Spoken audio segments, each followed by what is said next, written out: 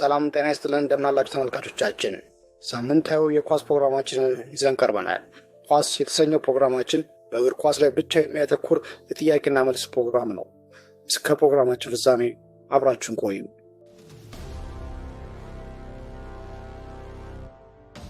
የመጀመሪያው ጥያቄ ቶጎዊ ኢንተርናሽናል ኢማኑኤል አዴባዮር በእንግሊዝ ፕሪሚየር ሊግ ለስንት ክለቦች ተጫውቷል? ለነማን?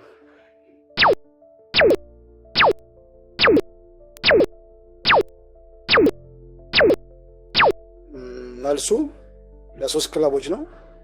ለአርሰናል፣ ለማንቸስተር ሲቲ እና ለቶተንሃም ነው። ሁለተኛ ጥያቄ ቲየሪ ሄንሪ ከየት ክለብ ነው ወደ አርሰናል የተዘዋወረው?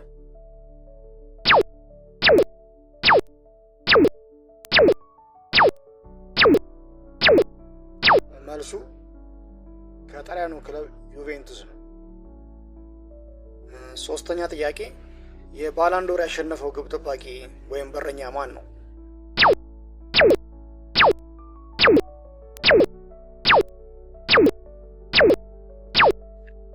መልሱ የዩጎዝላቪያ በረኛ የነበረው ሌቪ ያሺን ነው።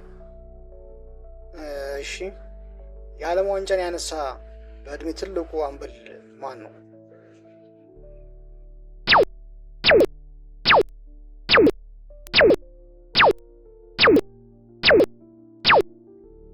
የጣሊያን ብሔራዊ ቡድን አምበል የነበረው ዲኖ ዞፍ ነው። ዲኖ ዞፍ በ40 ዓመቱ ነው የዓለም ዋንጫን ያነሳው።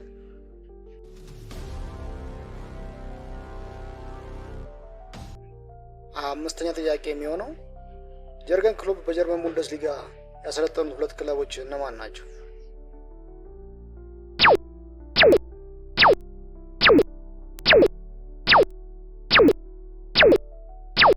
ሜንዝን እና ዶርትሙንድን ነው ያሰለጠኑት። ከተለያዩ ሶስት ክለቦች ጋር የቻምፒየንስ ሊግን ዋንጫ ያነሳ ተጫዋች ማን ነው?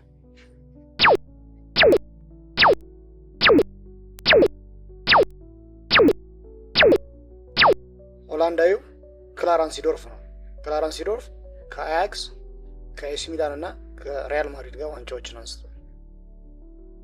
ሰባተኛ ጥያቄ በኢትዮጵያ ፕሪሚየር ሊግ በ2011 ዓ.ም የኢትዮጵያ ፕሪሚየር ሊግን ያሸነፈው ክለብ ማን ነው?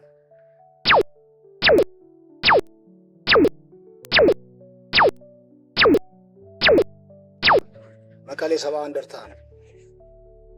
ሜስቴላ የየትኛው ክለብ ስታዲየም ነው?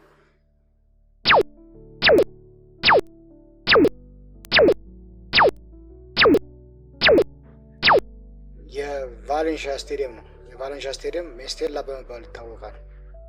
የመጨረሻ ጥያቄ የመጀመሪያው የዓለም ዋንጫ የዋንጫዋ ስም ምን ይባላል?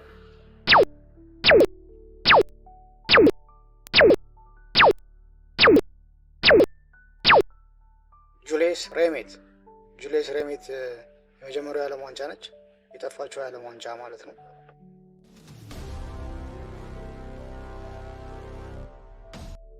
የዛሬው ፕሮግራማችንን በዚሁ ጨርሰናል። ቻናላችንን ሰብስክራይብ፣ ላይክ፣ ኮሜንት አድርጉ። እስከ ሳምንት ቸር እንሰንብት።